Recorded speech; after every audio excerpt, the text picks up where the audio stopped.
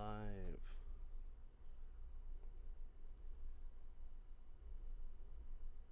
Okay.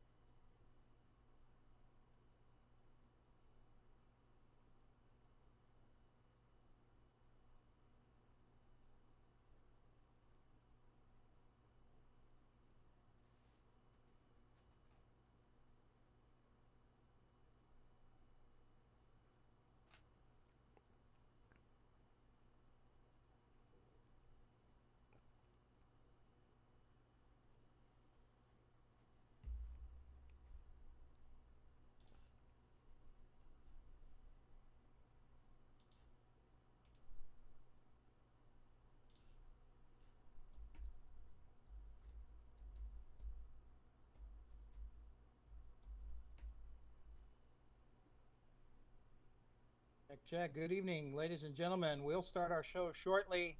It is 7 p.m. Sunday, December 13th. Welcome to Christmas Carol, live streaming here on Twitch TV, written by Austin Hendricks. We will join you shortly. Just doing some last minute gathering of the actors virtually, and we're glad you can join us. We'll be on soon, so get your popcorn and your hot cocoa ready, and we'll be with you shortly.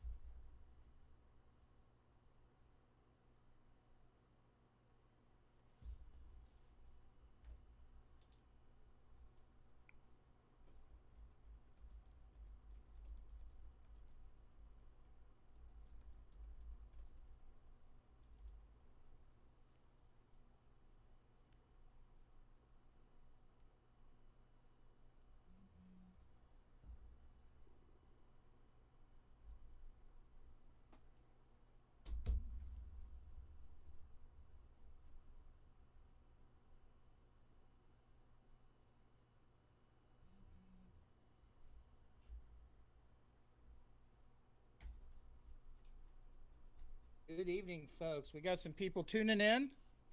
This is Steve Wood coming to you from the virtual empty black void, wishing you a Merry Christmas. We'll start our show really soon here as people are logging in. Sorry we didn't have any Christmas music waiting for you, but we'll get going here shortly. Thanks for tuning in tonight. We'll start the show here in just a little bit as our audience starts joining us from all around the world and around the globe. Merry Christmas, everyone.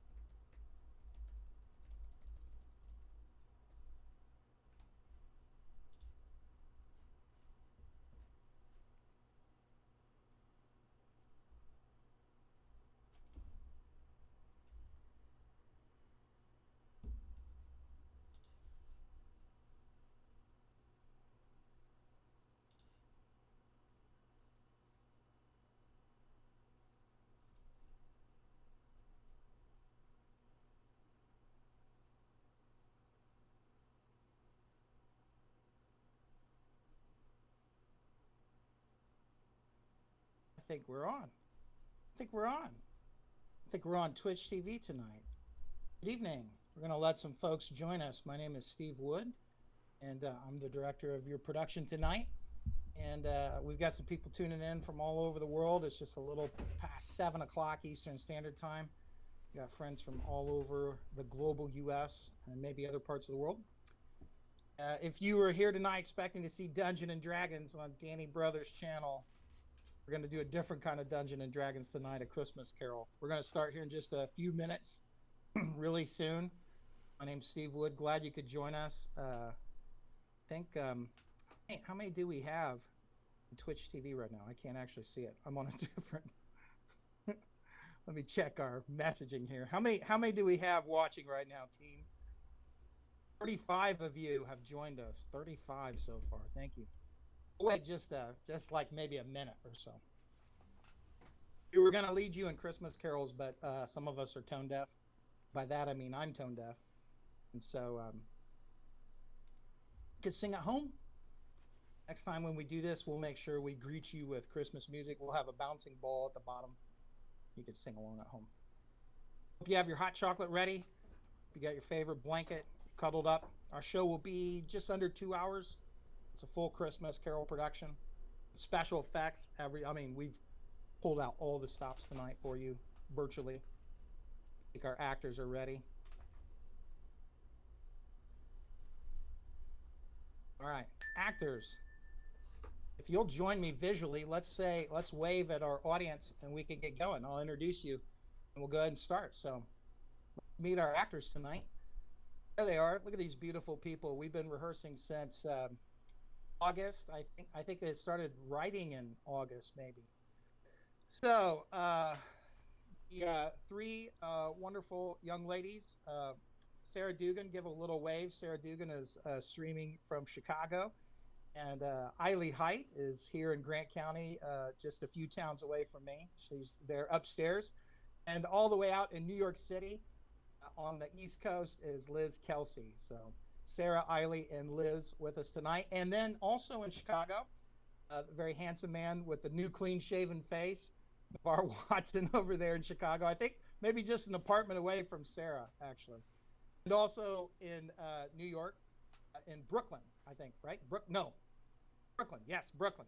Danny Brothers over there. He's been our master technician, getting us on his D&D channel. So this is a shameless plug for D&D. If you really love Christmas and you love D&D, check out his channel. You can watch them play D&D like grown-ups do.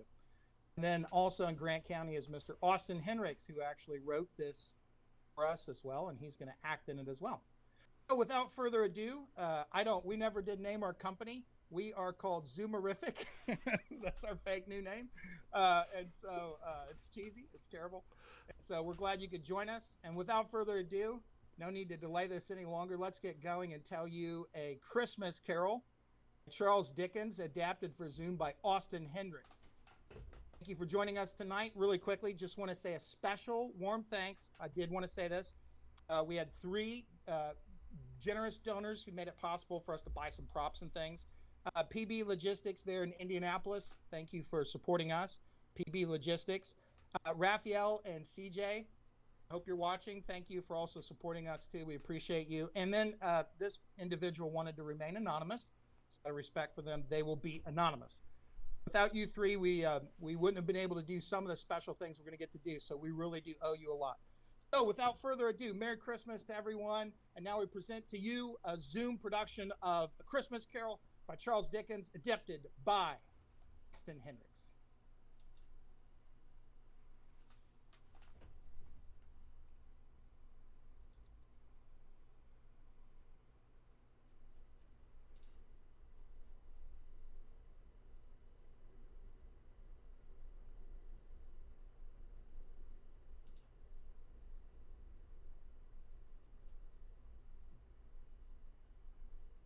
Go forth from this world in the love of God the Father who created you, in the mercy of Jesus Christ who redeemed you, in the power of the Holy Spirit who strengthens you. In communion with all the faithful, may you dwell this day in peace. Amen. Amen. Marley was dead. There was no doubt about that. The register of his burial was signed by the clergyman. The clerk. The undertaker. The chief mourner. And Scrooge himself. Old Marley is dead as a doornail. Scrooge and he were business partners for I don't know how many years. many years. Scrooge was the sole executor, the sole administrator, and the sole friend of Jacob Marley. Scrooge never bothered to paint out the name on Marley's name on their sign. There it stood. For years afterward. Above their warehouse door, Scrooge and Marley called out into the dingy Cheapside streets. Oftentimes, persons would enter the counting house, Looking for financial gain. and they would sometimes call Scrooge Scrooge and sometimes Marley. Scrooge had long answered to both names. The world around him had little influence on Scrooge. His face was locked in a perpetual scowl. As if it had been frozen that way. Fit for a man with a heart as icy as his. I don't know of a single person who's interested in actually getting to know him. Nobody ever called on Scrooge or asked him to visit. And can you blame them? When beggars would ask him for spare change, he'd walk past. When he crossed paths with children, you'd swear all the fun was sapped out of their little hearts. No one in all his life ever asked Scrooge for any favors. And he never asked for any himself. The only ones that did were the few that came to him for loans. Always when they need money. Which he rarely gave out. Scrooge would work all hours of the day. Almost all hours. We open at 8 a.m. sharp and close promptly at 7. Every day of the year, including Christmas Eve. In the 7 years since Marley's death, Scrooge only employed one man, a homely-looking fellow by the name of Bob Cratchit. Each winter, Scrooge kept a small fire at his office and a smaller one at Cratchit's desk.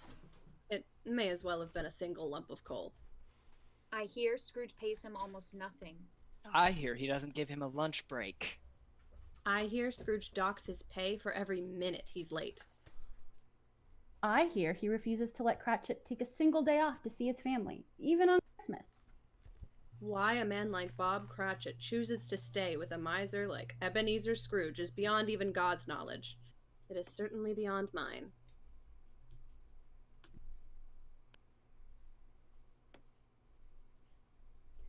Scrooge had no family of his own save his nephew Fred, who always seemed to call upon Scrooge at the most inconvenient hour.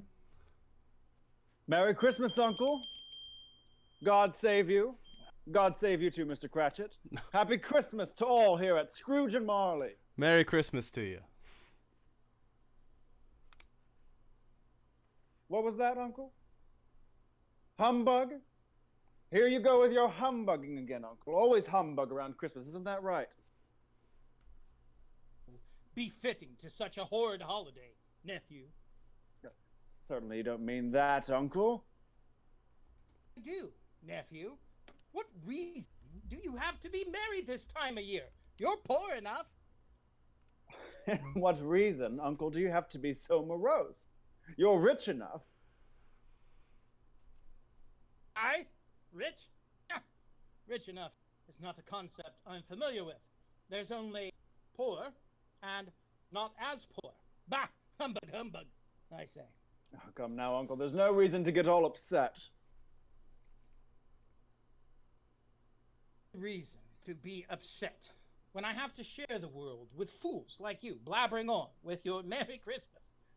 Walking the streets, blocking honest working men from getting to their business, all full of gaiety, wishing everyone they pass a Merry Christmas. Mr. Scrooge had an aversion to Christmas. It's Christmas, but to find oneself nothing older and not a penny richer, to pay the bills with money you don't have to purchase and spend so frivolously that there's nothing left to save. A strong aversion. Upon you, Merry Christmas. Uncle! Had my way, who goes around espousing a Merry Christmas from his lips should be boiled with his own pudding and buried with a stake of holly through his heart. Miss, in your way, and it in mine. But you don't keep it. You never have. How can you keep something that you refuse to even acknowledge? We leave it alone. There are many things that I have thought good, that I may have profited from, I suspect, and I think Christmas is numbered among them. I'm sure, Uncle, that I have always thought of Christmas as a time to do good, to improve the station of those people around us, and from that I suspect I have gained, not in a monetary sense, of course, but I see Christmas as a kind, forgiving, charitable time. A time to see each other as companions on this earth, not as adversaries. Therefore, Uncle, though Christmas has never put a penny in my pocket, I dare say that I do believe that it has done me some good, and it will continue to do me good. It will continue to do mankind good, as long as there continue to be idiots going about in the streets yelling Merry Christmas and Happy Hanukkah, Happy Holidays on their lips. I say to you, Uncle, a Merry Christmas indeed, and may God bless it. This year, every year after. Oh, Fred was a powerful speaker. Hear another word out of you, Cratchit. Your Christmas, however you like, from the comfort of your own home. As for you, dear nephew, quite the powerful speaker. Told you. Hush. Why you haven't gone into politics? I like to keep my Christmas far away from that lot. But, Uncle, I've not come here today to argue with you. I came here to ask you to dine with me tomorrow. Uncle, Been going to be in attendance? I do wish you would be more kind to him. You never even met Henry. I care to. Good afternoon. I want nothing from you. I ask nothing of you. Why can we not just be friends? I do not wish to be friends, Fred. Family related enough. Good afternoon. Well, let it not be said that I didn't try. Merry Christmas, Bob. The offer still stands. A Merry Christmas to you, dear Uncle. And upon this final well wish, Scrooge stood, ready to chase his nephew out. Fred dashed outside, but had one more word for Scrooge. Oh, and Happy New Year! Fred brought warmth with him wherever he went. Luckily for Scrooge and Cratchit, they didn't have long to wait for that warmth to return. Though in a slightly more jocular form.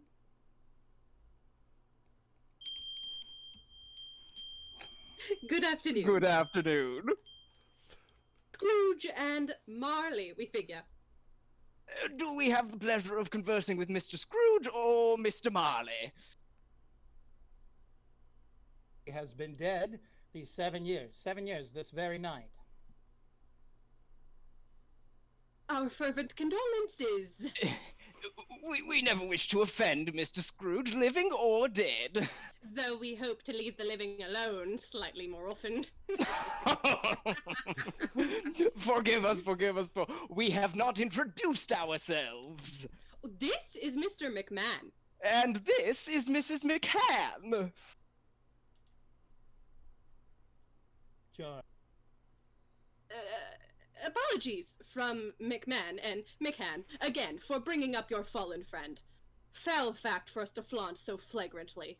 Though we are confident that Mr. Marley's liberality will be continued by his surviving partner. Liberality. Yes. At this festive season, Mr. Scrooge, it is more than usually desirable Dare we say, far more than usually desirable. that we provide some slight provision A little something that you can forego, for the poor and the destitute. who suffer greatly at this present time. Many thousands are in want of work and lack the basic household fundamentals. A good thick coat, a spare set of shoes, foot warmers for those frigid nights. And hundreds more live without common comforts you or I may take for granted. Fine bedclothes, a plush towel or two. So we come to you, hand over fist. To ask the kind financial donation on behalf of the offices of Scrooge and Marley.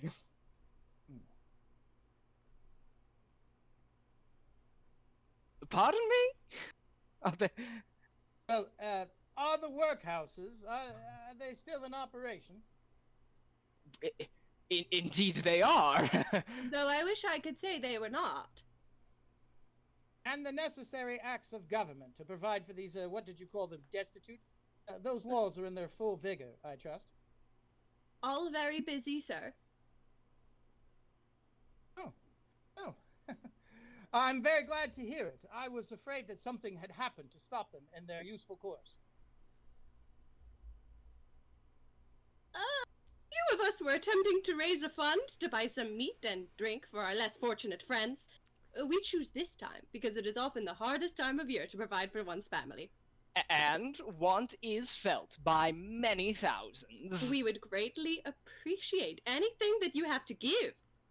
To donate. How much may we put you down for? Nothing.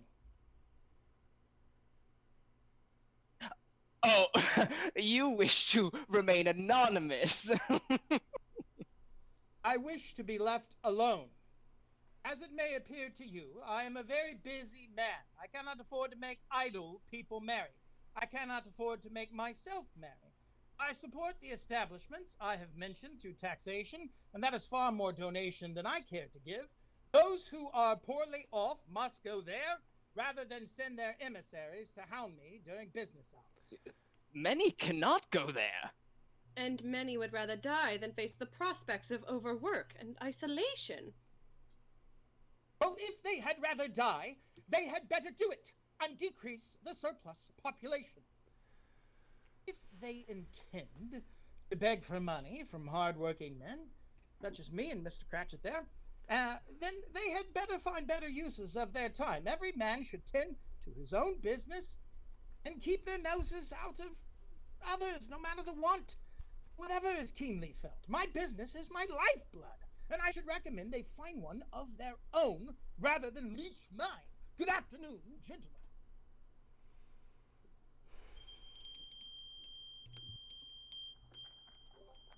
The chill of the season crept into that office for the rest of the evening. Scrooge kept his fire low and Cratchit's lower. Before long, Bob had lost all feeling in his fingertips. One child, a caroler, attempted to give the counting house one last gift of warmth. Good King Wenceslas looked out on the feast of Stephen. Again with the interruptions. Cratchit, deal with this. When the snow lay round about, deep and crisp and even, brightly shone the moon that night, though the frost was cruel. It's a child, sir. When a poor man came in sight, gathering winter fuel. Oh, must I do everything myself? Scrooge threw open the door and chased the child off, threatening them with the ruler from his desk.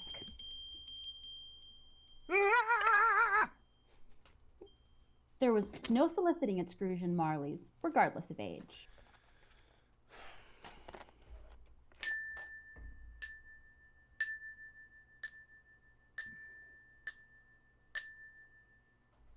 Quitting time.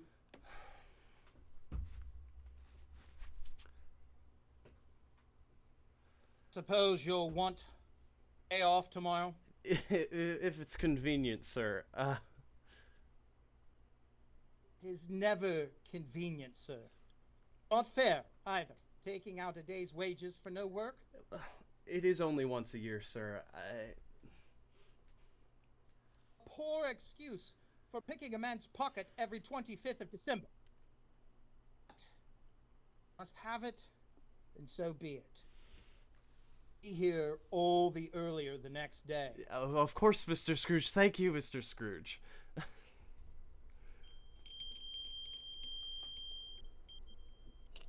Such was the way Scrooge was every Christmas. Cratchit asks for time off, and Scrooge begrudgingly gives it to him. This exchange preceded his usual evening routine, He would leave his counting house and take his dinners at the usual tavern. where he would read the papers, And his banker's book. And make questionable diet decisions. He'd spend his evening there until about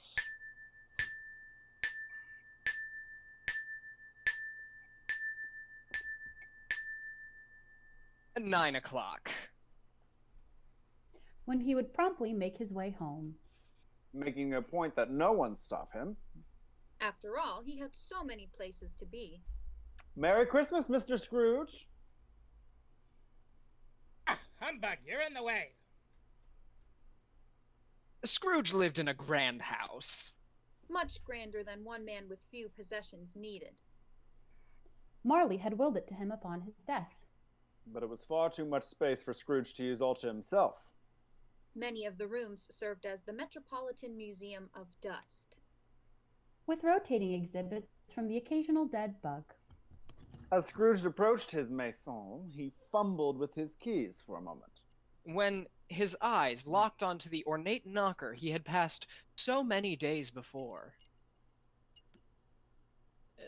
Ebenezer Scrooge.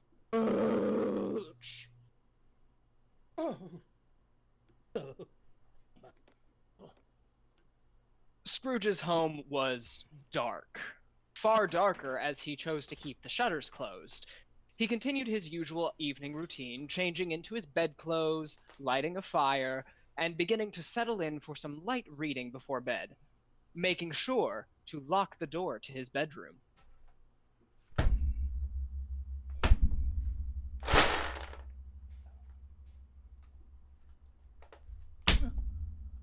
What's that?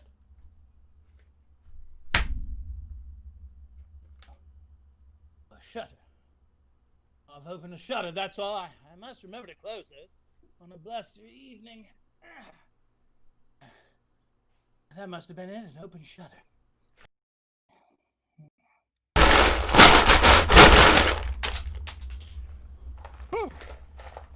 I don't believe it, whatever it is. Humbug, it's nothing but a humbug.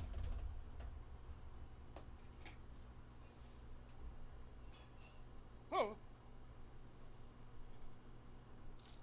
Oh, you're. The spirit continued walking.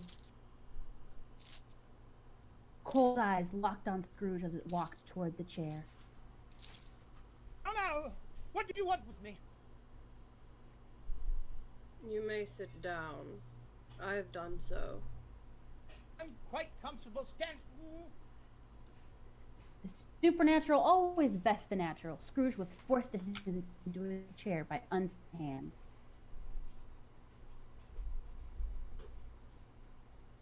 Are you? Better to ask who I was. Who were you then? In life, I was your partner, Jacob Marley. This is my home, or had you forgotten? Well, You don't believe in me? oh, no, I don't. Why do you doubt what you see? My eyes aren't what they used to be, and they can't be trusted. And besides, a little thing can upset my stomach. Poorly cooked blot of mustard or meat can send me right out of sorts. Even something as trifling as an underdone potato. Yes, that's what you are. You're an underdone potato. There's certainly more of gravy than of grave about you. I were to eat one of those coals there in the fire, I'd certainly be seeing more than just apparitions right now. A whole firmament of visions would torment me. Far scarier than any dear ghoul, dead friend, I say. Marley didn't like this. Scrooge's chair moved on its own to the fire, closer to the fire than he dared feel comfortable with. It dipped his wrinkled visage inch by inch towards the hungry flames. Go ahead. Eat one. No, I was just joking, Spirit. I was joking. You see? That is enough. Why are you so inclined to not believe? 'Cause the world is full of unexplainable things. I have fallen asleep in the chair. At this, Marley undid the bandage around his head. His jaw fell open, farther open than any natural mouth could be, and a low, guttural moan came from all sides.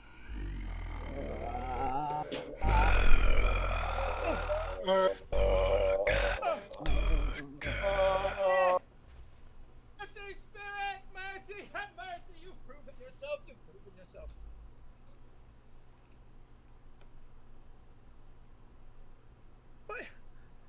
Why do spirits walk the earth, and why have you come to me?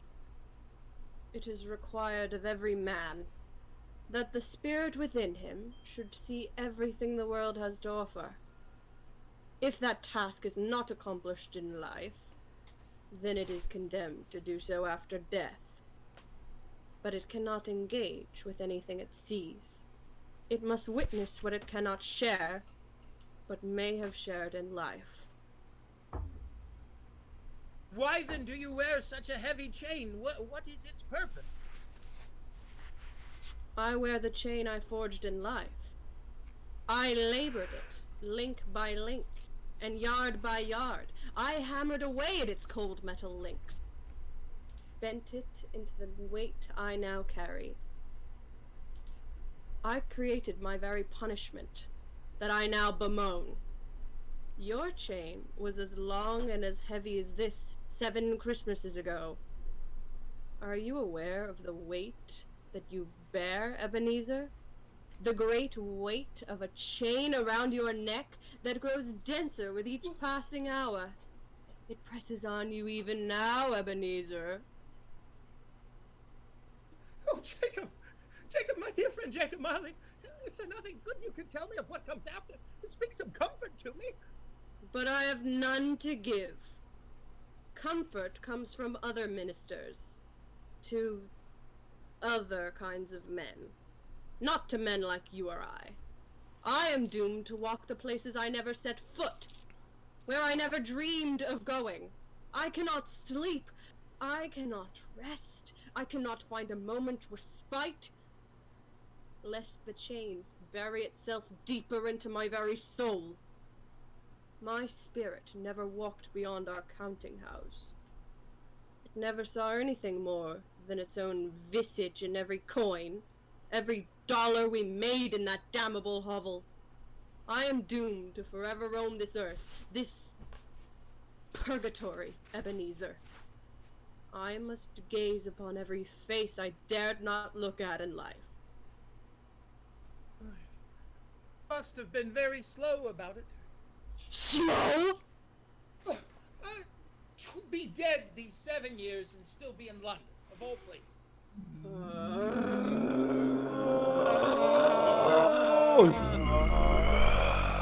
were always a good man of business, Jacob! Business? Business! Mankind was my business. The common good was my business. Charity, mercy, and forbearance were my businesses. And this chain is my recompense for neglecting it for so long. There is no easing the crushing pain of its weighty iron. It wants to lock my very soul within its chests and drawers for someone else to use, as I had none for it. It is at this time of year that I suffer most. What I would do to be rid of this festering iron. Oh, what I should have done. Oh, I'm very sorry to hear about your tormented afterlife, Jacob, but what's it have to do with me?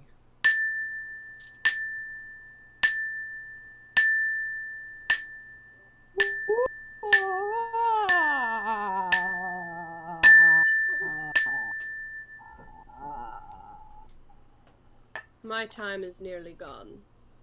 Hear me, Scrooge. How is it that I appear before you, I do not know. I have sat invisible beside you many a day, trying to do what I came here tonight to do. To warn you, Ebenezer.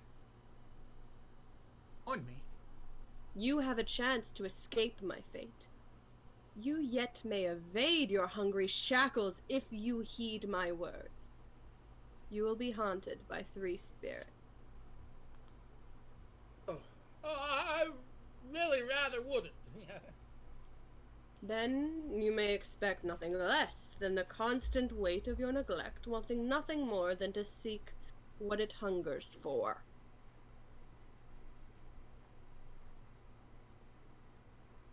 What's the offer? You may expect the first tomorrow as the bell tolls 1. Be more efficient to take them all at once. And just be done with it. Look to see me no more. Remember what has passed between us. Oh, what? Then Marley was gone. He left no trace of ever having been there in the first place. 3 spirits. It's in my home. Hungry chain. Humbug, I say. And Scrooge, now exhausted, found it best to go to bed.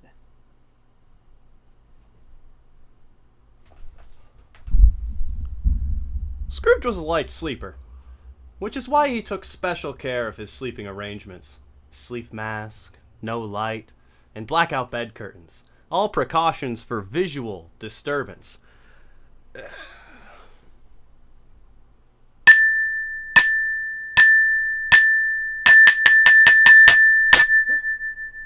But not audible ones. Bing, bing, bing, bong. 1:15. Bing, bing, bing, bong. Past. Bing, bing, bing, bong. You're to it. Bong, bong, bong, bong. The hour itself. Nothing more. Well, no ghost. Oh, my doctor tomorrow. Maybe he'll have some words of wisdom regarding poorly stewed nightshades. Suddenly, a bright light appeared just outside of Scrooge's bed.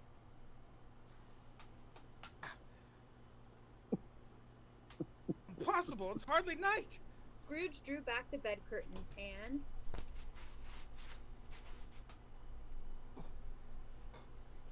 Hey, are you the spirit that was foretold to me?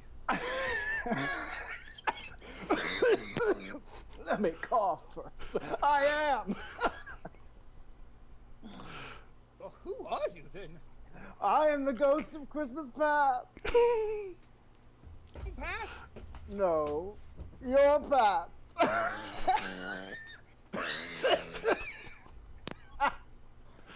You're quite blinding to look at, Spirit. Could you...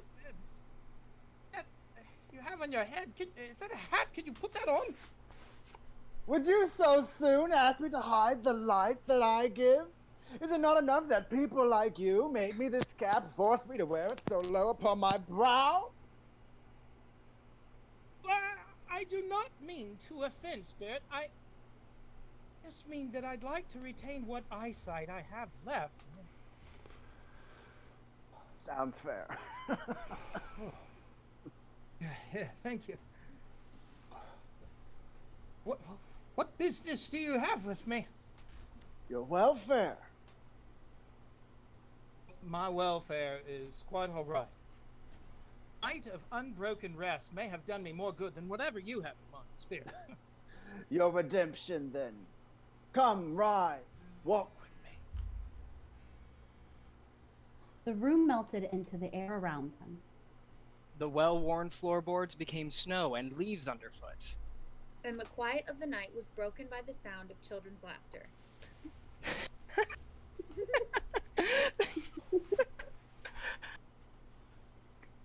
Spirit, my old school friends, Elizabeth, Michael, Thomas. How young they all are. Now, these are but shadows of things that have been. They have no knowledge of our presence here.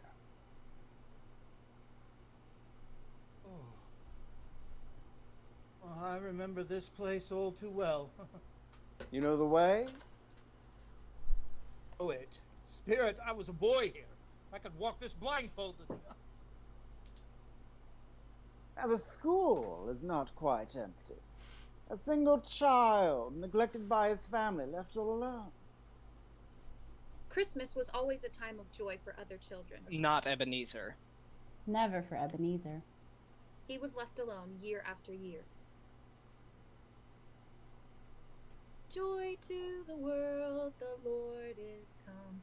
Let earth receive her King. What is it, dear?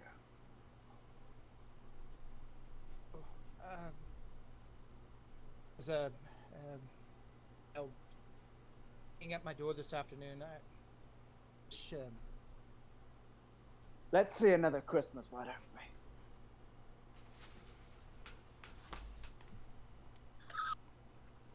Ebenezer! Fran? Oh, my dear brother, I've come to bring you home. Home, home. Home? Home for good. Father is so much kinder than he used to be. He spoke to me so gently the other night when putting me to bed that I felt brave enough to ask him if you might come home. And he smiled, Abby. Father smiled and said yes. And then he sent me in a coach to bring you. I don't believe it. Oh, I've missed you, dear brother. Oh, I've missed you. Oh, a wonderful woman. Patient, caring, kind. She had such a large heart, didn't she? Yes, Spirit. Oh, how she did. Oh, but she died so young. She had, I believe, children. Child. Yes. Your nephew, Fred. He shares in her compassion, doesn't she? Doesn't he? Scrooge's sister was the only family Scrooge had when his parents died, and though the two were not as close as adults, he missed her all the same. My nephew, Spirit, that's all. Let's move on, shall we? What ho, Ebenezer! What ho, Dick! What ho! Oh! Oh my, that's... Old Fezziwig, Spirit! Fezziwig! Alive and well again! Oh my god. Is he wearing... What did you need, Mr. Fezziwig? Dick Wilkins! Dick! Dick! It's my good friend Dick! What ho, boys! No more work tonight. Christmas Eve, Dick! Christmas, Ebenezer! Shut us up before a man can say Jack Robinson! Oh, put some fire under those feet there, Dick! Clear away the books, Ebenezer! There's festivities to be had! Oh, Mrs. Fezziwig. Oh, look at her. My Spirit. Quite the pair. God give you a good evening, Mrs. Fezziwig. And God give you a good evening, Mr. Fezziwig. Now don't dawdle now, boys.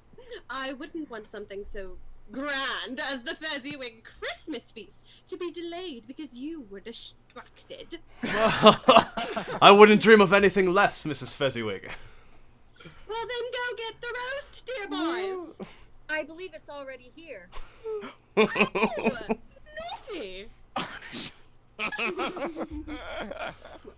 Forgotten how bawdy we were, Spirit. Oh, what a happy time.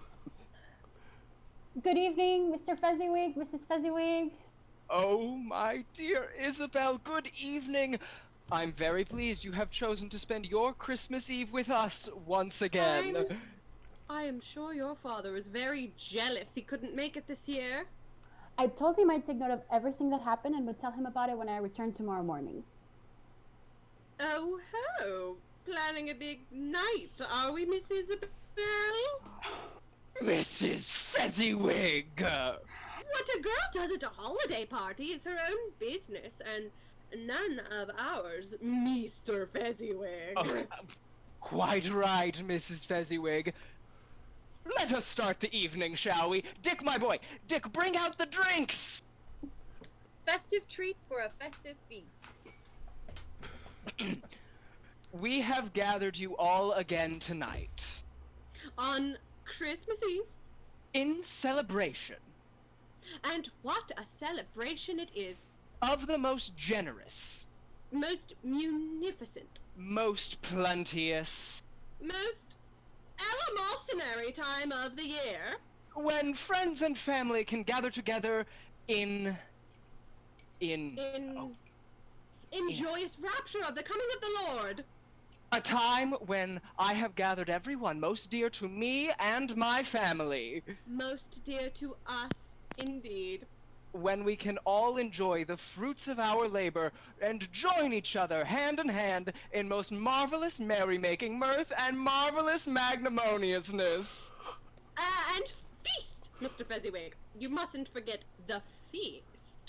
A toast to the spirits of Christmas. May their joy and benevolence be felt today, tomorrow, and everlasting. Cheers! Oh, Prost! A hall, give room and foot it, girls! And foot it they did. Line dances, country dances, Scotch reels, and hornpipes. Food and drink flowed freely among all the guests.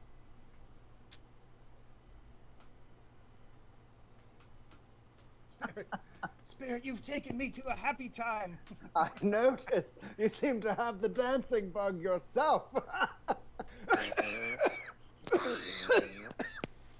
Young Scrooge had spent much of the evening eyeing Miss Isabel, whom he had been seen courting the previous months. As the music slowed for the evening, something pushed the young Scrooge to action. Are you going to stare at her all night, or are you actually going to ask her to dance? Yeah, I'm going. Good evening, Miss Isabel. Good evening, Mr. Scrooge. Please, call me Ebenezer. Of course, Ebenezer. May I ask for this dance? As long as I may have the same from you. They took each other hand in hand and began to dance. What ho, Mr. Fezziwig? Well, she is quite the loud one. Yes. I don't mind. It's kind of though, don't you think? Oh, a small matter to make these silly people so full of joy. Mole. Was it not small? He spent a handful of your mortal money. No more than was needed to bring smiles upon the faces of his guests and food to their lips. Spirit, I don't understand. You have the power to make us happy or unhappy. Go work heavy or light. To make us want to spend time with him after business hours. He was able to provide entertainment from just Now, what is the matter? nothing. I believe that to be untrue. I should just like to say some words. Clerk, about now. Oh. As the party came to a close, young Scrooge knew that it was now or never. With the Fezziwigs and Dick as his witnesses, he proposed to his new fiancée. Yes, yes, Ebenezer, yes. Ah! Woo! My time grows shorter, dear. Let's go. The years passed, and Scrooge found himself moving on from old Fezziwigs and into business with one Jacob Marley. His friend Dick Wilkins found other pursuits, but endeavored to visit him from time to time. The work was hard, burdensome, and endless, but it was not without its monetary rewards. Good day, Isabel. Are you off to see Ebenezer? Yes. I just came from there. He's, well, shall we say, focused. I couldn't get a word out of him. Best of luck to you.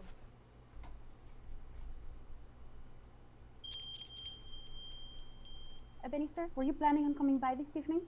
Well, Isabel, I told you. My business hours are until 7 o'clock in the evening. 7 in the evening. Yes, I know. But you promised my father that you'd be around for dinner by 6. It's 7:30 now. Ah, well, so it is. Were you planning on telling us you wouldn't make it? Ebenezer? Ebenezer, look at me. I am looking at you. No, you're not. Isabel, What's changed, Debbie? What my, changed? my love, nothing has changed. Yes, something has. To you, I married very little, don't I? Another has taken my place in your heart. It holds so much of your heart that you cannot find anything more in it to give. What has replaced you in my heart, my dear Isabel? This money. This that measures the world in bills and coins. Well, this is the way of the world. The world does not revolve around monetary gain, Ebenezer. There is nothing in life so hard on a man as poverty, and there is nothing that can stave it off, such as the pursuit of wealth. I only wish to provide a stable life for us. You fear the world too much. All your other hopes and dreams have fallen into this pursuit, this obsession with money. I have seen your nobler, more charitable characteristics fall off one by one, until nothing but gain remains. You are not the man I said yes to those years ago. That man is no more. That man still sits here before you. He is not. He has gone from me and has left a stranger in his stead. What then? What would you want from me? All I have done is sought to provide a foundation on which we can build our lives. I cannot, in good faith, marry you until my prospects are in order. This desire for our security has not changed. It has. Our engagement is old, Ebenezer. We made it when we were both poor and content to be so. It was you who changed as you grew in wealth. You have had enough to provide for us many times over, and still you delay the wedding. For what? I was a boy then. I hadn't seen what the world was like. How could I possibly go forth and try How keenly I have thought upon our life together. The world we might have lived in, the people we would have met and made together. I foolishly believed that this dream was shared by you. May I ask you something? You may. If you had met me now, as you are now, would you still try to woo me? Something. Oh, say something. I knew it. Belle, I would. Ebenezer, my dear, dear Ebby, I release you.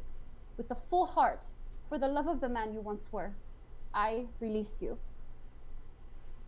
You may, in time, think that this is all just a bad memory, for now there will be pain. But I hope one day that you remember that this was an unprofitable dream from which you are glad you awoke. I hope that you find joy someday, Ebenezer. May you be happy in the life you have chosen.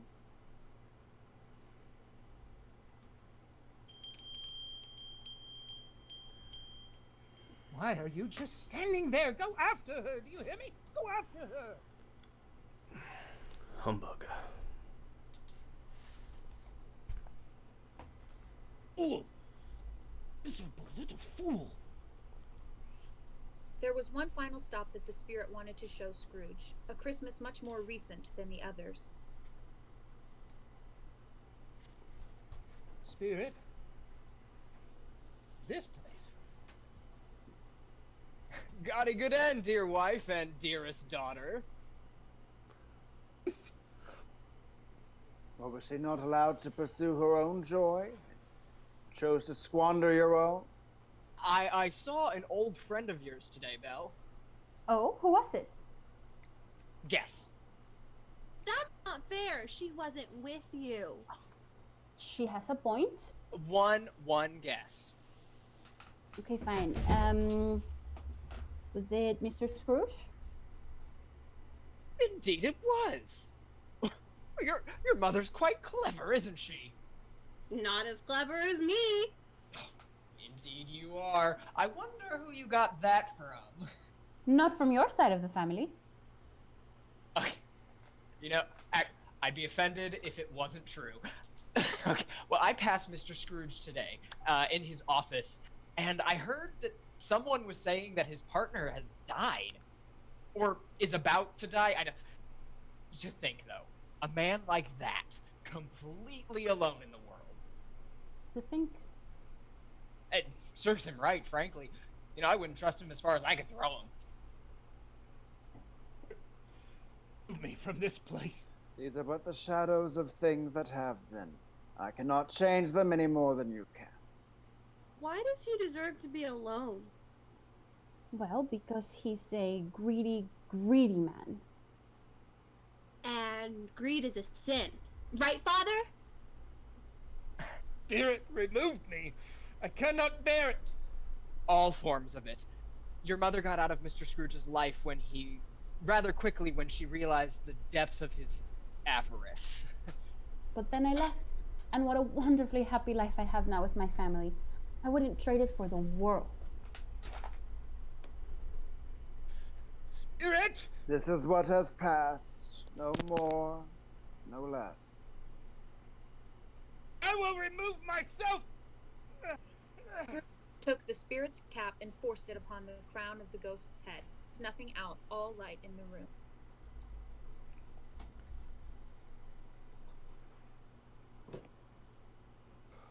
It was a dream. A dream, Ebenezer. It was a dream. But it was not a dream.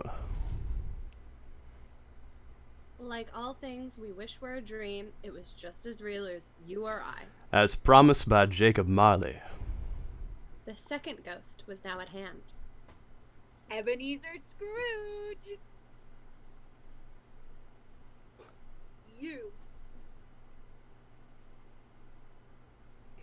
Yes, you. What do you want? Why don't you come and know me better, man? Be sociable.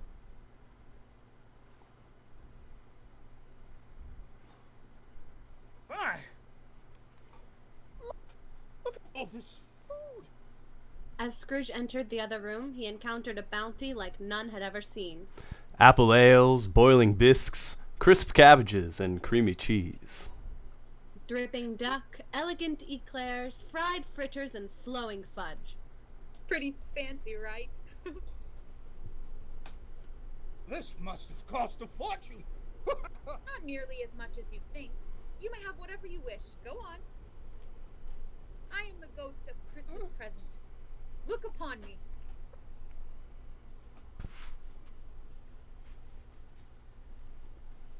What, you expected someone different?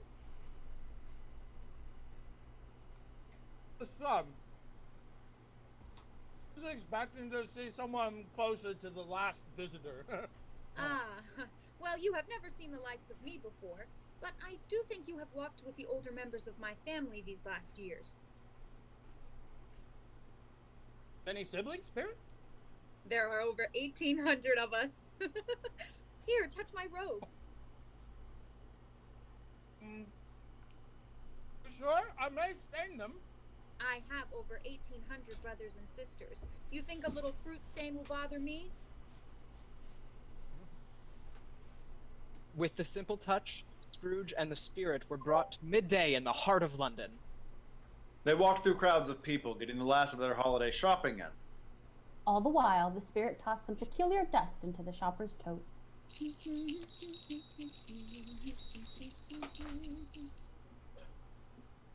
That you're adding to their bags. Is that some kind of spice coming up?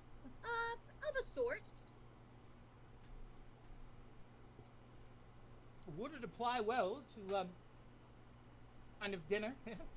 To any meal kindly given, and to a poor one most. A poor one. Because it needs it most. But aren't the well-off just as deserving? They work just as hard, if not harder than the poor, to provide for their families. The majority who keep society functioning are just as worthy as what you give, yes? And you would be right. However, there are those upon this earth, and many in that very majority, who say they know what's best. They claim to know me and my family, and thus use their greed, their pride, their ill will, and their hatred in our name. They will say that this is the way of the world.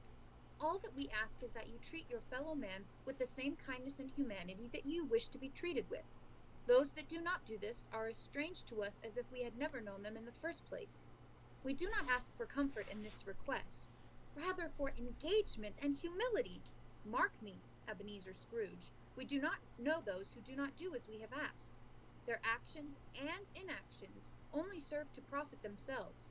A poor meal is more deserving of what I give than any wealthy one. You should know the residents of our first stop well. The home was barely more than a single room. What floor space wasn't taken up with furniture was easily occupied by the many residents of this house. Scrooge's ghostly companion strutted around the room, blessing the occupants. Scrooge went to follow him when... Peter Cratchit! If you keep running around the house like that, you'll hit something and hurt yourself. You told me to clean as fast as I could. I just asked the place be tidy for dinner. Belinda's particular about how the house looks. I don't want you running near the stove. Oh, dear. I hope Martha won't be late. Peter, help your brother to the table. Yes, Mother. Who are these people? Martha. Martha, where is that girl? Here's Martha, Mother! Oh, my dear sweet girl. Oh, how good it is to see you. And how late you are. I wanted to surprise you. The milliner had us working far later than expected, and I knew you would worry, so I thought that surprising you would be my Christmas gift to you. And what a wonderful gift it is. Let me help you with the goose, Mother. My, what a goose it is. Oh, sit down, Martha. You've worked quite enough for one holiday. He's coming! Father's coming! Quick, Martha, hide! Yes, Martha, quick, hide! Alright. Good evening, Cratchits. Hi. Oh, welcome home, Bob. That's Bob Cratchit. He has a large family. Hush, man. Alright, cold one out there today. But nothing like a good old-fashioned Cratchit Christmas feast to warm a man up, eh, Tim? Father, stop tickling me! Oh, jeez. Where's Martha? She'd ought to be home by now. She's... not coming. She's not coming at all. Oh, She said there was a lot of work to be done. Apparently they wouldn't let her go. She said she's very sorry she couldn't make it. well, we'll have to send some of our meal to her then, or else somebody just might eat up a bit of her helping. Peter eats far more than me. Do not. Too. And how did young Master Tim behave today? As good as gold. He was much better today. Despite... I don't know how he finds the strength. He gets so thoughtful sometimes, sitting by himself.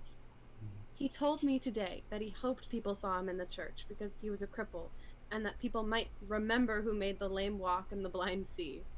I'm glad to hear that he's feeling better. And Peter, how's your schooling going? I think I did pretty well this. Well, I want both of my boys to grow up to be good examples of Cratchit men. And that's easy when they have a father like you. And a mother like you. And a sister like me. Oh, Martha! Did we fool you, Father? Oh, you did indeed. Oh, and I was so looking forward to a larger share of your mother's world-famous pudding. Well, what a disappointment for you then. I hope there's still enough for seconds. There's plenty. Now sit down. Supper is almost ready. Goose. Goose. Goose. Goose. Goose. Goose. Goose. Goose. Goose. Goose. Goose. Goose. Goose. Ah!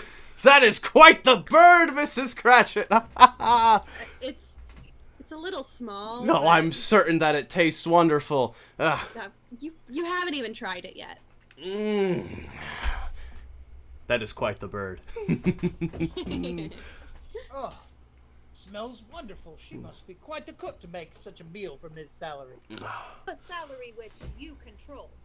I was promised pudding for dessert. That's what I heard.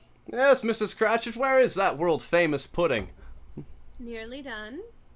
Mmm. Oh, poo, it's fallen in. Darn it! I was so looking forward to that!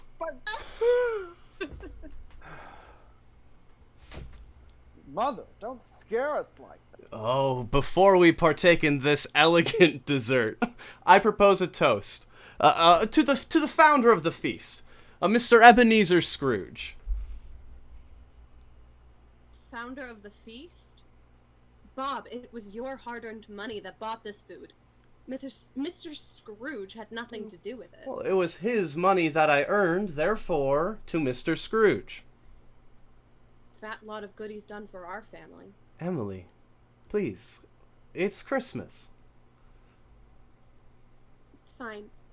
For your sake, and the children's, I'll drink to him. To Mr. Ebenezer Scrooge.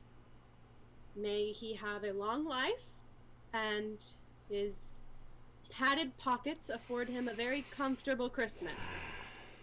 And God bless him. God bless him. God bless him. God bless us, everyone. Spirit, what will become of that child? I see a vacant seat at the table, and a crutch without an owner. Both are carefully preserved, but unused. If these visions remain unaltered, the child will die. Oh, Spirit, no! No! He has his whole life ahead of him. If their circumstances do not improve, the child will die. And what do you care? If he is to die, he had better do it, and decrease the surplus population. Oh, you know, Tiny Tim, why don't you present us with a song? Silent night, holy night, all is calm, all is bright, round yon virgin mother and child, holy is so tender and mild. Sleep in heavenly peace. Sleep in heavenly peace. They visited many other homes and places serving as homes that evening. The dwellings of the poor, the tired, and the huddled masses. Silent night, holy night, shepherds quake at the sight. The great cliffs of Dover, where the lighthouse keepers worked, even on Christmas Eve. Glory stream from heaven afar, heavenly hosts sing hallelujah. And then into the sea, where mariners toiled against a great holiday storm. Christ the Savior is born. Christ the Savior is born.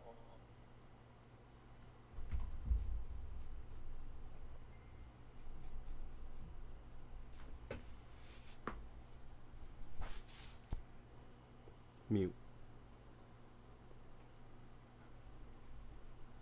Scrooge found Spirit? himself in a part of London he was unfamiliar with. Spirit, where are we? You have never once paid your nephew a visit?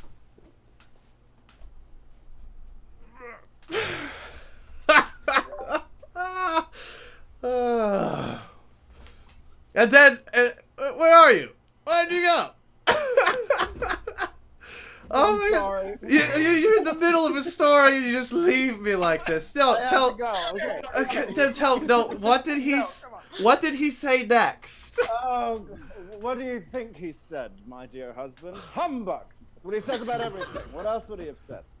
And here's the real kicker. He said it with such conviction. There was this little there was this little vein, like on the side of his forehead. Oh, and when he got really angry, oh, it turned into God, just no, kind we do not need all the gory Oh. details, my love, please. On Henry. What came on him, Fred, that he should not enjoy his Christmas? Ugh. My uncle certainly has a certain charm to him. That the word you'd use. I have a few adjectives perhaps more befitting. What, avaricious, or were you thinking something more along the lines of ass? Listen, say what you will. Say what you will. However great his offenses are, and, well, they are great. He's still family, so I will not say anything foul against my kin. My husband is correct. Speaking ill of the dead is not a kindness. Scrooge isn't dead. Oh, well, with a face like his, he might as well be.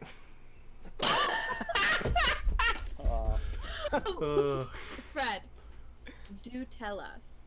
Are you in his will?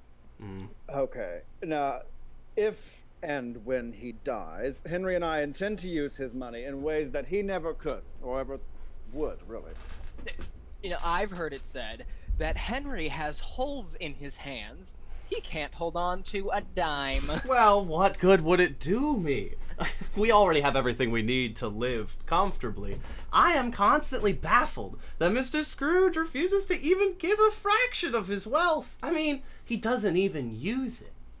Even if it takes it all with him, we should not be angry with him, my love. Yes, I suppose you're right, but it would do him some good to at least make an effort. My mother loved him very much and tried to keep him on the right path. He's the one that chose the life that he has. He alone suffers from the malice more than anyone else. And for that, I pity him. But he's never even been keen on you, Fred. Or Henry. No, he says that he dislikes us, and though we may tease, I would be a terrible host if I turned him away this evening. Oh, that's kind of him to say. Fran did a wonderful job raising your nephew. He and his husband are both very kind souls. All right, but enough of this talk of my cantankerous kinsman. Let's have some dancing, don't we? It's a shame you chose to spend your evening alone. Well, I'll admit, it does seem fun. But why would I willingly choose to spend my time with people who are so inclined to ridicule me? You know as well as I that they would not say such things had you been in attendance tonight. Oh, how charitable. Charitable indeed. Do you recall those two gentlemen, McCann and McMahon? Henry and Fred are their largest benefactors. I have an idea. Let's play a game. What game did you have in mind? Blind Man's Bluff. Well, whatever gave you that idea, Topper? Since I suggested it, I will take it upon myself to be the first titular blind man. All right, okay. Spin me. Okay, enough. You alright, Topper? Never better. What? Hey, oi, watch the hands! Oh, it's all part of the fun. Uh-huh, hey! What? You're cheating? How do you know where I am? I haven't said anything. Yeah. Topper, play fair. I am playing fair. I'm not cheating. He's cheating! Look at him! He's cheating!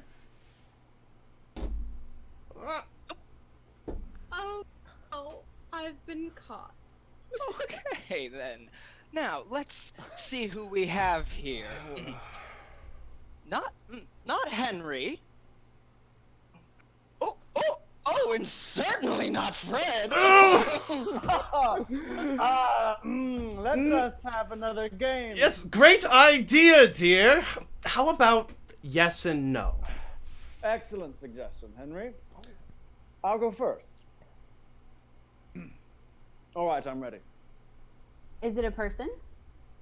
No. Is it an animal? Yes. Well, that narrows it down. Yeah. Do you keep it as a pet? No. Is it a disagreeable animal? Yes. Crocodile. Crocodile. Does it growl? Sometimes? Can you find it in London? Yes. Do you see it in the streets? Sometimes.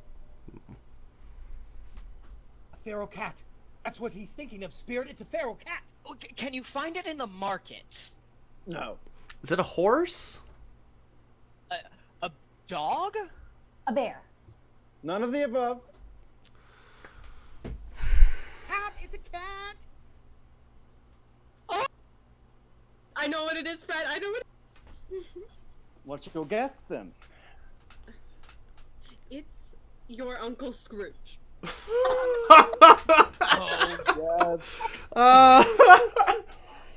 Oh, Yes. You have to admit I was pretty close. If you say so. you know, Bear should have been a yes. I don't think there's any sort of category for what he is. All right. Well, now that we've nearly burnt my dear uncle to a crisp this evening with this roasting, it would be morose of us not to at least douse him with a drink to his health. Come on. Glasses raised. Here's to Uncle Scrooge. To Uncle Scrooge. Uncle Scrooge. A Merry Christmas and a very Happy New Year to that old man, wherever he may be. Here, here. Here, here. Here, here. Come now, the night Yeah. wanes fast. Yeah.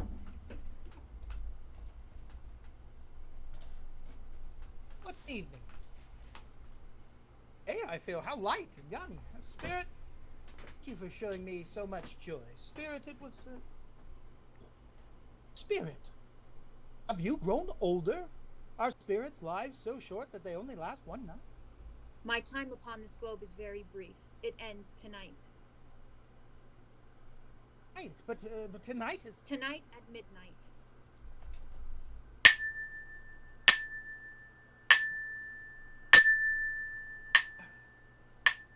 Spirit, I don't mean to be an alarmist, but something is behind the robes.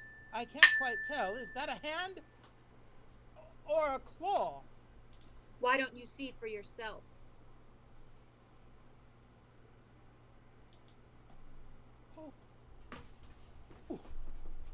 Spirit, are they yours?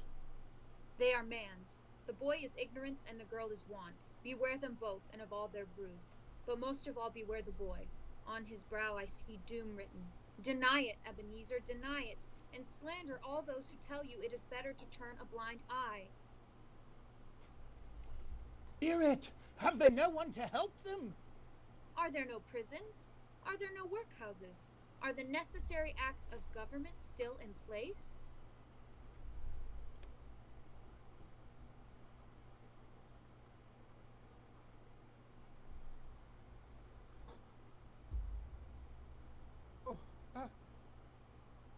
Are you the third spirit whose coming was foretold to me? You are the ghost of Christmas yet to come.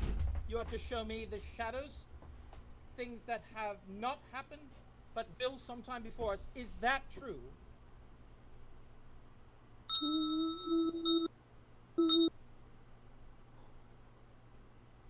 Spirit, I fear you more than any specter I have seen. But I know that you intend to do me good, and I am prepared to walk with you. Will you not speak to me?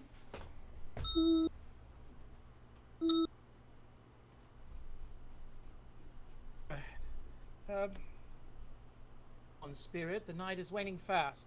It is precious to me. Lead on. They traveled through London. Scrooge saw many people he had never seen before. As before, the passerby didn't notice Scrooge or the looming specter beside him. Scrooge hardly knew what part of the city he was in until they came to the courtyard of the merchant quarter. Here Scrooge saw people he considered friends, and was relieved to no longer be alone with his silent, spectral chaperone.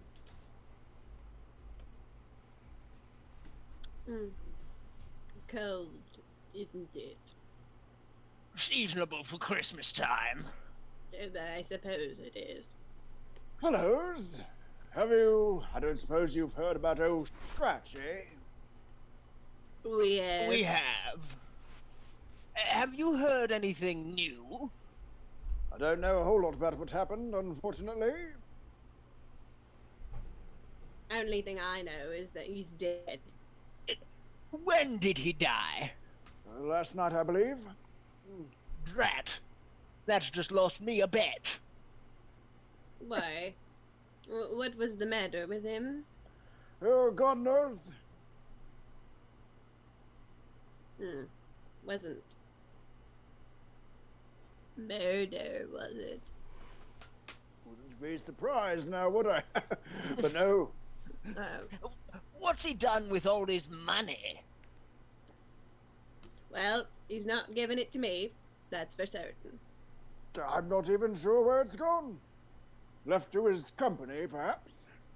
Likely to be a very cheap funeral. I don't know a single person who's inclined to go. Suppose we make a party of it, eh? I don't particularly mind, so long as lunch is provided. Oh, you'd do anything if there was a lunch provided. Excuse you. Well, I, for one, never do anything. Lunch. But I'll go if someone else does. I can't say I was his particular friend. Probably acquaintance at best. Don't even think he knew my name. He always just called me old chap. Whenever we bumped into one another, we'd chat for a moment, but our conversations were always exceedingly dull. Speaking of dull, we must get back to the office. Good morning. Good morning.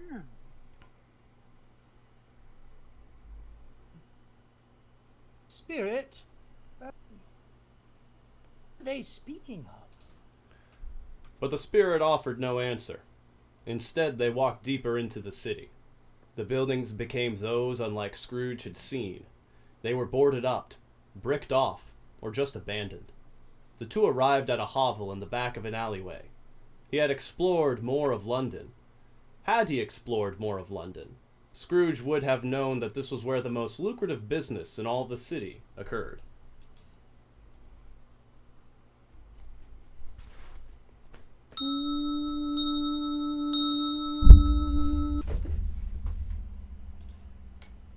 Come now, let's see what you got. Dilbert, you first.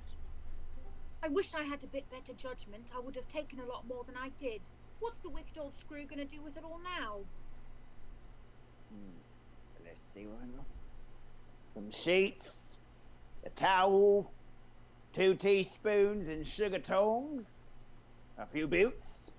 The teaspoons are real silver. Best I can give you is 45. Wait, I haven't shown you the best part. Bed curtains. What did you do? Rip them off his bed? I took them down, rings and all. You're a much better judge than you let on, Miss Dilbert. But there was still more I could have taken. His bed sheets looked so enticing, but with him lying there, I felt he was watching me. Oh, ignore that, Dilbert. You'll go back for those. Go back for 'em, I'll double my offer. Let's just hope he didn't die of anything catching. Open mine now.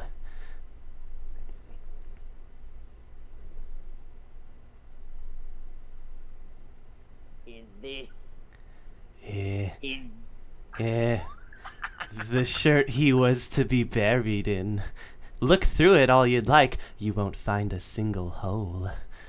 I figure it'd look better on a living body than on him. Why waste it? And his rings? Somebody ought to use them. 75. Done. Spirit. Oh, I see that this unhappy man's posthumous life might have been my own. Yeah, if I continue down my path. Stand now, and I thank you for this kind lesson. would like to go home now. But the spirit was not done. They traveled through more of London. Passing families rejoicing in the wake of a man's death. Scrooge felt ill at ease, The gaunt figure said nothing. only pointing solemnly from person to person. Well, I see that this man's death has given some relief. Has come out of him. Spirit, will you not explain all these visions? But the ghost didn't even acknowledge the question. Instead, it rang its bells again. A familiar scene appeared before Scrooge, but different than how it was before.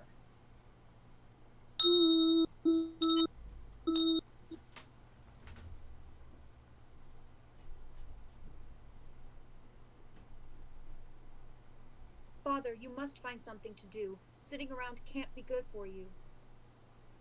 Belinda's right, Father. You must try to do something. It was so light, you know? So light you could carry him on your shoulders. And he would laugh. Oh, my little boy would laugh. Good afternoon, Mother. Good afternoon, Cratchits. Did you go today, Mother? Yes, Peter. It is Sunday after all. Sunday? Already? Yes, Bob. Oh, I wish you would have gone and seen how green it is. I promised him that you would be there next Sunday. Yes. I saw Scrooge's nephew today. He sends his deepest condolences. He's very sorry to hear, and he promised that he and his husband will do whatever they can to find you a new job, Bob. Fred says that you are always such a good, strong, faithful employee. God bless them. They seemed so heartbroken over the passing of Tim. It were as if they'd known him himself. I'm sure none of us will forget him, though. Will we? Never. And everyone who meets us will know of our lost brother, and speak of him as fondly as Scrooge's nephew has. For that I am glad. I am very glad.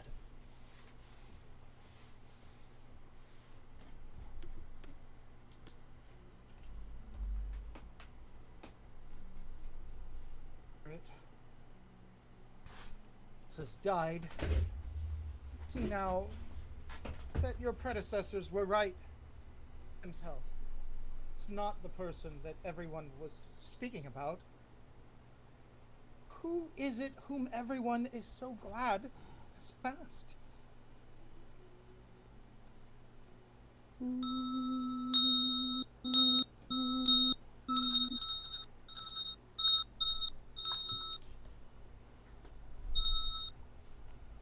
Go forth from this world. In the love of God the Father who created you, in the mercy of Jesus Christ who redeemed you, in the power of the Holy Spirit who strengthens you, and in communion with all the faithful, may you dwell this day in peace. Amen. Amen. Amen. He was dead. There was no doubt about that. The register of his burial was signed by the clergyman, The clerk. The Undertaker. The Undertaker. And the chief mourner. He has no sole executor, no sole administrator, and no friends to speak of. There were no family, no friends, and no one left from his life to come and mourn him. Save the ones who were paid to be there. It was a cold day in London when we finally buried him. Fit for a man with a heart as icy as his. No one in all his life ever asked him for any favors. For the first time in 7 years, his counting house sat vacant on Christmas Eve. A small miracle on the part of God. And all of London rejoiced when the churchyard finally welcomed him in. There is no reason to delay it any longer. I go. Oh, before I go to that plot, answer me one thing. Are these the shadows of things that will be, or the shadows of things that may be only. Men's courses will foreshadow certain events. Which, if continued, must lead to one end. And unless these courses are departed from, The paths will always lead to the same result. You, alone, finally left with nothing but gain, and no one to remember you by. And no one who loved you. Look upon what is writ there, Ebenezer. God, Ebenezer Scrooge, no! No, it cannot be, please! Please, I beg you, I'm not the man that I was. Let me go, let me prove to you that I've changed. I'll show you what I've learned from tonight. I'll honor Christmas in my heart, and I'll keep it all the year, yes. I'll live in the past, present, and the future, all within me. I'll be a friend to all men. I'll change, I promise. Spirit, please. Please, Spirit, let me change. Let me change, please. No!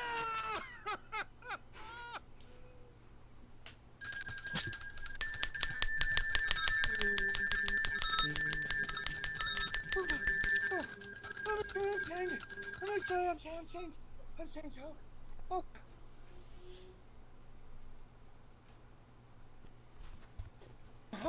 Oh.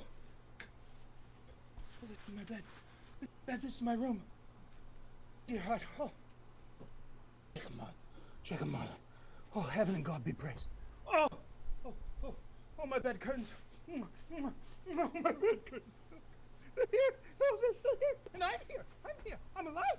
I don't myself. As light as a feather. I'm as happy as an angel. Oh, I'm as skinny as a drunken man. Oh, hello, clocks. Hi, fireplace. Oh, Christmas. Merry Christmas, everybody. Merry Christmas. I don't even know what day it is. Where's my hat? Scrooge raced outside into the fresh snow, not caring about his dress, the weather, or even... Hey, watch where you're going. Little child. What day is it? Are you kidding me? Oh, no jokes, my fine young friend. What day is today? It's Christmas Day. Christmas? Yes! I haven't missed it at all. The spirits have done it all in one night. They get the spirits to do like anything they want. Ah! Oh, child. Oh, the poulterers in the next street over, the one on the corner. Yes. Ah, what an intelligent boy you are, yeah? I just got here. Is the prize turkey still in the window? Not the big one, the huge one. What, the one that's as big as me?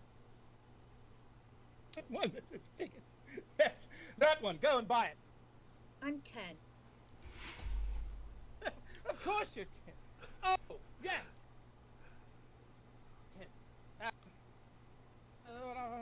10.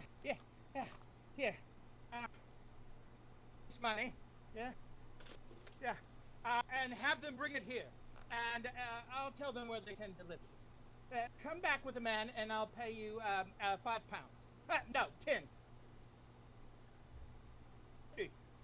Back in less than 5 minutes, and I'll give you 50. All right. Oh. It's Bob Cratchit. It's twice the size of Tiny Tim. I won't even know what to do with it.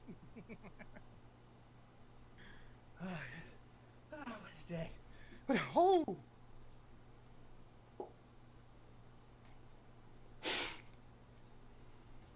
large bird?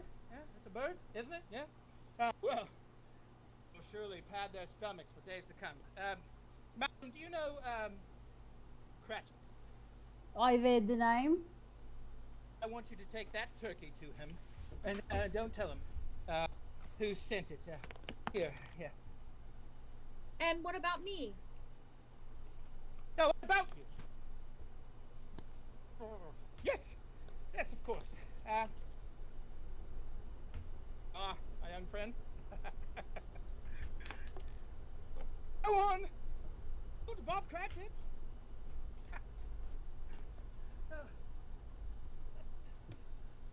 Scrooge, in all his excitement, hardly noticed when his relations, Fred and Henry, and two of their portly associates appeared behind him, fresh from Christmas Mass. Uncle Scrooge. Oh! Oh! Nephew. What is he doing? No idea. Uncle, what are you doing in the middle of the street? In your bedclothes, no less. Well, Henry, yeah. Well, that's so nice to meet you. I've heard many great things about you, son. Thanks. I'm certain you've heard of his funds towards our foundation. Yes, I have. Hello to you too, Mr. McCann and Mrs. McCann. Yes. I hope you two did well today. Some news for you. I've changed my mind. I'd like to make a donation.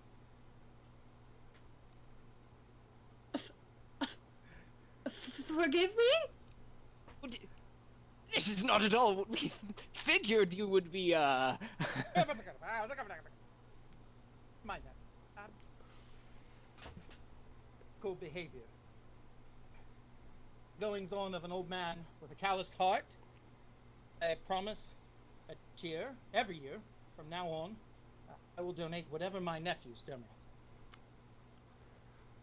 Split even. Good Father bless me! Merry Christmas! Not a penny less? Making up a lost time. Mr. Scrooge, that sounds so very unlike you. I don't know what to say for such generosity. Such munificence. Such a fruitful offering. Awfully eleemosynary. No, think nothing of it. Station by Scrooge. Jacob Marley. Submitting from us. We are fervently grateful, Mr. Scrooge. God the Father bless you, Mr. Scrooge. And then the philanthropic benefactors, fully flabbergasted, fled to their following festive functions. Freeing the family for other conversations. Fred. Boy. It's all right with you. Very much wish to dine with you and your lovely husband tonight. Uncle, I don't know what to say. Been a very rude stranger to you these years, and I wish to become family again. If you say anything, say you'll have me, and I'll bring nothing but Christmas cheer to your home. My behavior towards you and your family these years has been no way to treat your boundless kindness. Well, Uncle Scrooge, we'd love to have you.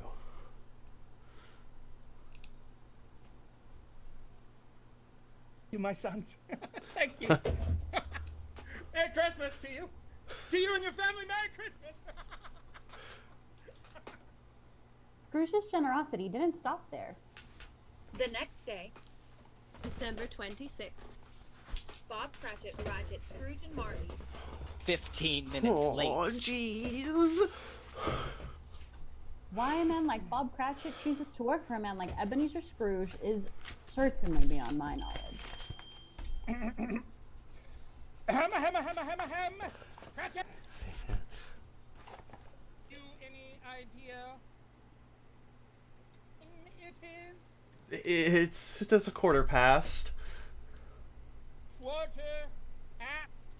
You will be in the office 15 minutes ago. I know, Mr. Scrooge, and I'm very sorry. Christmas is just the only time of year that I ever really get to... Day means nothing of it! I told you to be here all the earlier, and you have arrived later. I'm not gonna stand for this insubordination any longer. Mr. Scrooge, I understand that you're upset, but... I'm gallivanting around town. It's work. Be done. Cratchit. And I will work all the harder today, Mr. Scrooge. I promise. I do promise.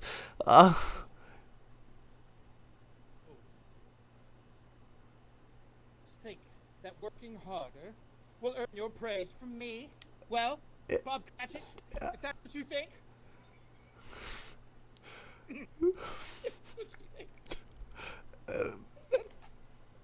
Then I hereby double your salary for your hard work. What? Excuse me? Mr. Scrooge? Merry Christmas. I would raise your salary and endeavor to help you and your struggling family, Tiny Tim. All the best doctors that money can buy. And Peter and Belinda will get the best schooling. And we'll have a new job away from that horrible milliner. Mrs. Cratchit actually should have received a gift from me already. The turkey. Merry Christmas, Bob. Merry Christmas. Merry Christmas, Bob. And Scrooge did as he said he would. Tiny Tim did not die. Scrooge became like a member of the Cratchit family. To his nephew, he was a second father. He gave all of his money to whomever needed it most, and took pains to repay all the debts that he owed, financial and personal. He moved homes and turned Marley's estate into a halfway house for the destitute. Funded by two handsome individuals. And he advocated for their welfare. Scrooge spent time with Fred and Henry, and watched them become parents. Each Sunday coming over to be with their family for hours on end. He endeavored to make sure Fred and his children kept Fran's spirit of kindness alive. He opened up his offices to any and all clientele, expanding the workforce and providing loans to all who needed them, regardless of their background, status, or demographic. Scrooge became well known in the community for his good works. Many revered him for his change of heart.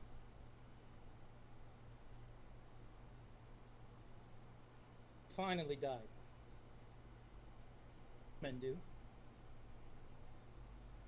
Penniless. The funeral was attended by dozens of family and friends and even strangers who had heard of the generosity of old Ebenezer Scrooge.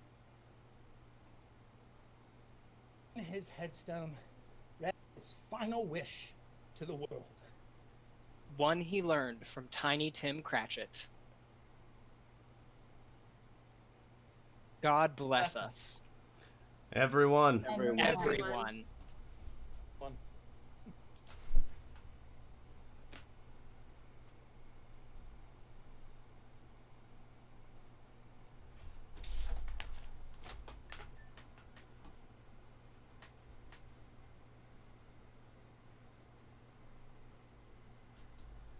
And that is our show. Let's give an applause to our actors.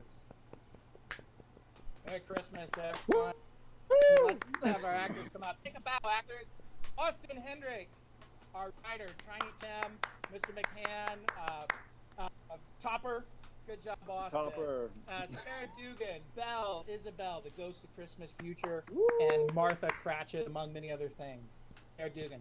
Miss Eiley Height, the Ghost of Christmas Present, and one of the daughters who was in the scene, but was also, and Dick Wilkins, my good friend from childhood, yes, and one of the old ladies, Danny Brothers, who played young Scrooge, Bob Cratchit, and Henry, and Liz Kelsey out there in New York City, Liz Kelsey, Jacob Marley, and Mrs. Fezziwig, and Mrs. McMahon, and Navarre Watson, the wonderful Liza Minnelli of Christmas Past,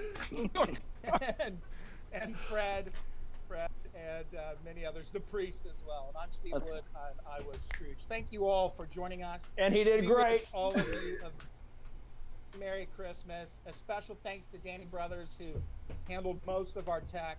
And again, our 3 sponsors, thank you all for your resources that helped us get some of the props and get the actors a little bit of money.